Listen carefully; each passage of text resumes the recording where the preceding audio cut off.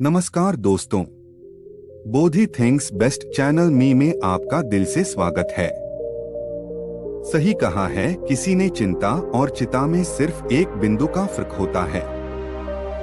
इस दुनिया में कुछ लोग बेवजह चिंता करते हैं, बिना किसी कारण ही अपने आप को और मन को परेशान करते रहते हैं, चिंता में खुद को बीमार करते हैं। आज की इस कहानी में हम सीखेंगे कि क्यों हमें बेवजह चिंता नहीं करनी चाहिए।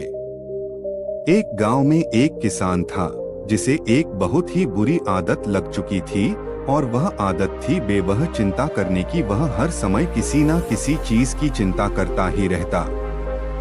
वो हर समय सोचता रहता कि कहीं मेरे साथ कुछ गलत ना हो जाए, जबकि उसकी जिंदगी में अभी तक सब कुछ ठीक ही चल रहा था।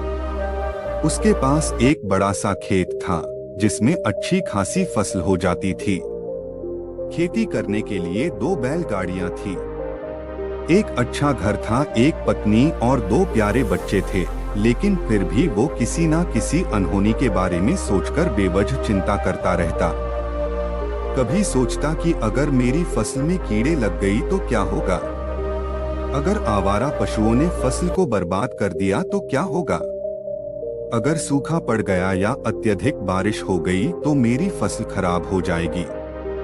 ऐसे ही वो भविष्य की अन्य बातों के बारे में सोचकर बेवजह चिंता में डूब रहा था, जैसे कि कहीं खेती के समय मेरे बैल बीमार ना पड़ जाएं, मेरे बच्चों का भविष्य कैसा होगा, कहीं बुढ़ापे में मुझे कोई बड़ी बीमारी ना हो जाए, मेरे बच्चे बुढ़ापे में मेरा ख्याल रखेंगे भी या नहीं, वगैरह वगैरह।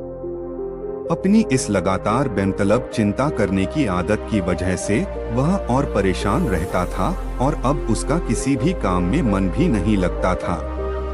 उसकी पत्नी ने भी इस बात को अनुभव किया कि उसे बिना मतलब चिंता करने की आदत पड़ चुकी है। उसने उसे कई बार समझाने की कोशिश भी की, तुम बेवजह चिंता करना छोड़े दो, लेकिन उसके समझाने का कोई मतलब नहीं रहा। उसे पता चला कि नगर में एक महात्मा आए हैं जिनके पास सारी समस्याओं का हल है। फिर एक दिन वह उसे लेकर एक बौद्ध भिक्षु के आश्रम में पहुंची। बौद्ध भिक्षु बहुत ही बुद्धिमान और ध्यानी व्यक्ति थे। किसान और उसकी पत्नी अपनी सारी समस्या बौद्ध भिक्षुओं के समक्ष रखती है। किसान ने कहा, महात्मा, मैं हर समय किसी न किसी बात की चिंता करता रहता हूँ। मैं ज्यादातर उन बुरी चीजों के बारे में सोचकर चिंतित होता रहता हूँ जो अभी तक मेरे साथ हुई भी नहीं। किसान की समस्या को पूरे ध्यान से सुनने के बाद बौद्ध भिक्षु ने कहा, ठीक है, तुम दोनों कल सुबह आना और फिर मैं तुम्हें तुम्हारी समस्या का समाधान बता दूंगा। अगली सुबह जब किसान और उसकी पत्नी बुद्ध भिक्षु के आश्रम में पहुंचते हैं तो देखते हैं कि बौद्ध भिक्षु बहुत ही चिंतित अवस्था में जमीन पर पलटी मारकर बैठे हुए हैं और उनके सामने एक दूध से भरा ग्लास रख हुआ है। बौद्ध भिक्षु बार बार उस दूध के ग्लास की तरफ देख रहे हैं और फिर कभी अपना हाथ अपने सिर पर रखते तो कभी जमीन पर। वह बहुत ही चिंतित और बेचैन दिखाई पड़ रहे थे। यह देखकर किसान ने पूछा, महात्मा, आप इतने परेशान क्यों लग रहे हैं? आपके समक्ष दूध रखा है, आप इसे पी क्यों नहीं लेते? महात्मा बोले, मुझे चिंता हो रही है कि कहीं इस दूध को बिल्ली न पी जाए, या फिर मैं कहीं जाऊं और तो क्या पता, या दूध कहीं गिर जाए। मैं दूध को पीना तो चाहता हूँ, लेकिन मेरा भी मन नहीं है। मैं तो यही सोच रहा हूँ कि अगर यह दूध खराब हो गया या कोई गंदी चीज इस पर गिर गया तो फिर क्या होगा? इतना सुनकर किसान जोर जोर से हंसने लगा। किसान ने हंसते हुए कहा, इसमें इतनी चिंता करने वाली कौन सी बात है? यह दूध ही तो है। अगर इसे बिल्ली ने गिरा दिया या यह खराब हो गया या फिर किसी ने इसे पी लिया तो क्या हो गया? यह आपको दोबारा मिल जाएगा और वैसे भी आपका चिंता करना व्यर्थ है, क्योंकि ना तो अभी इसे बिल्ली ने गिराया है, ना ही खराब हुआ है, और ना ही अभी इसे किसी ने पिया है।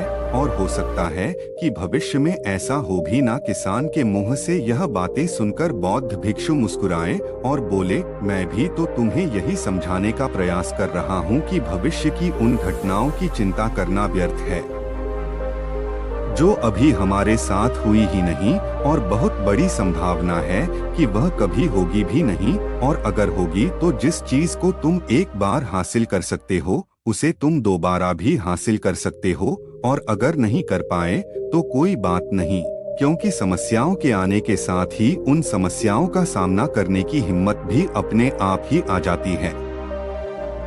यह बातें सुनने के बाद किसान को लगा जैसे किसी ने उसके गाल पर एक थप्पड़ मारकर उसे नींद से जगा दिया हो। उसे महसूस हुआ कि वह भी तो यही गलती कर रहा है, वह भी तो भविष्य की उन घटनाओं के बारे में सोचकर चिंतित हो रहा है जो अभी तक घटी ही नहीं और शायद कभी घटेगी नहीं। किशन और फिर बौद्ध भिक्षु के चरणों में गिर पड़ा और कहने लगा, इतनी आसान मुझे मेरी गलती का एहसास करवाने के लिए आपका बहुत बहुत धन्यवाद, और मैं आज से पूरा प्रयास करूंगा। मैं बेवजह चिंता करना बंद कर दूंगा। जापान में एक लोकप्रिय कहावत है, अगर तुम चल रहे हो तो सिर्फ चलो, अगर तुम खा रहे हो तो सिर्फ खाओ, लेकिन एक समय में सिर्फ एक ही काम करो, चिंता न करो। इस लोकप्रिय कहावत के अर्थ ने मुझे हैरान कर दिया था, और सच कहूं तो मुझे ऐसा लगता है कि कहावत के अर्थ में ही वो राज छुपा है जिसे अगर किसी ने अच्छे से समझ लिया और अपने जीवन में उतार लिया तो वो चिंता के बंधन से ही हमेशा हमेशा के लिए मुक्त हो जाएगा। इस कहावत के अर्थ के बारे में हम आगे बात करेंगे, लेकिन उससे पहले देखते हैं कि हमारे दिल दिमाग में इस तरह के विचार ज्यादा चल रहे होते हैं। पहला, क्या मैंने यह काम सही से किया? दूसरा, क्या मैं इसे और बेहतर कर सकता था? तीसरा, इसका परिणाम क्या होगा? और चौथा, लोग मेरे और मेरे काम के बारे में क्या सोच रहे होंगे? यह ऐसे कुछ विचार हैं जो हमारे दिमाग के सिस्टम में ज्यादातर समय चलते रहते हैं, लेकिन हमें पता नहीं चलता क्योंकि हमने इन विचारों के साथ जीना सीख लिया है, और हमारा दिमाग काम भी ऐसे ही करता है कि अगर हमने इसे किसी काम को कई बार करवा लिया तो फिर ये उसे अपनी आदत बना लेता है, और फिर हमारे चाहे बिना भी उस काम को करने का प्रयास करता है। अगर आपको हमारी ये कहानी पसंद आई होगी तो अपने दोस्तों के साथ जरूर शेयर करें और चैनल को सब्सक्राइब जरूर कर दें। नमो बुद्धाय।